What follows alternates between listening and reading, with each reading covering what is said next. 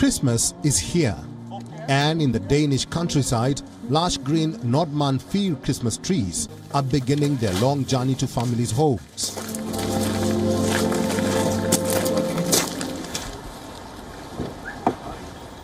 Firs are tall, evergreen trees. However, in this greenhouse at the University of Copenhagen, researchers are studying the genotypes of different trees, attempting to breed a new crossover Christmas tree that will be more resilient to milder temperatures and more sustainable, requiring less fertilizer and pesticides. The crossbreeding has shown a more natural resistance to infestation by sap-sucking insects. It's a 4-year, $1.3 million project that's partly funded by Danish tree growers.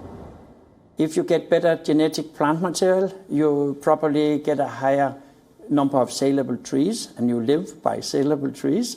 And you probably also get trees that don't need as much care, side trimming and so on. So you get a higher proportion of trees as good quality trees. And you can see that. So in that way you have both an economic gain, and you also get some sustainability, environmental gains by having a better material, don't get prone to adults, and maybe a little less fertilizer in the long run also. These small saplings were planted in September. Next spring, they'll be intentionally exposed to insect infestation to see how they respond. It's hoped that the project will result in a hardier, more sustainable Christmas tree that's adapted to milder temperatures and also requiring less of fertilizers and pesticides. There's a curve here.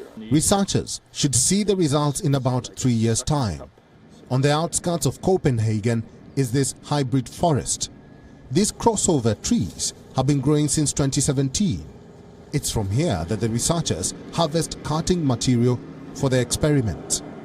Climate change has not been on the high agenda for the Christmas tree business, I would say, but I think this adulterated problem is, I mean, in the whole kind of green movement, I think people will not accept that you use pesticides and you use energy and resources to fight something in the future. Then they will say, well, then we buy that plastic tree and take it out of the closet every year.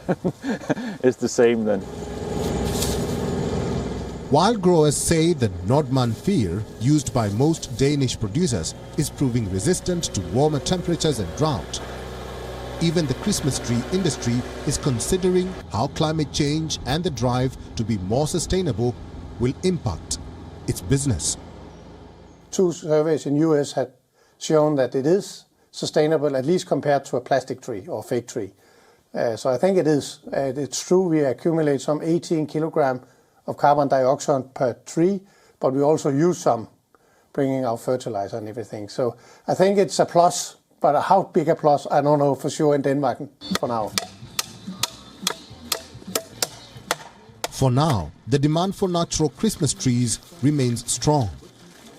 At this tree market in the suburbs of Copenhagen, Danish families are coming to pick their festive fir.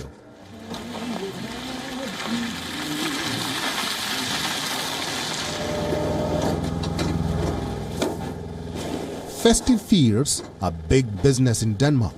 The Scandinavian country is Europe's top exporter, annually shipping about 10 million trees overseas. Most of them here head to Germany, France and Italy. Bureau Report, WION, World is One. WION is now available in your country. Download the app now. Get all the news on the move.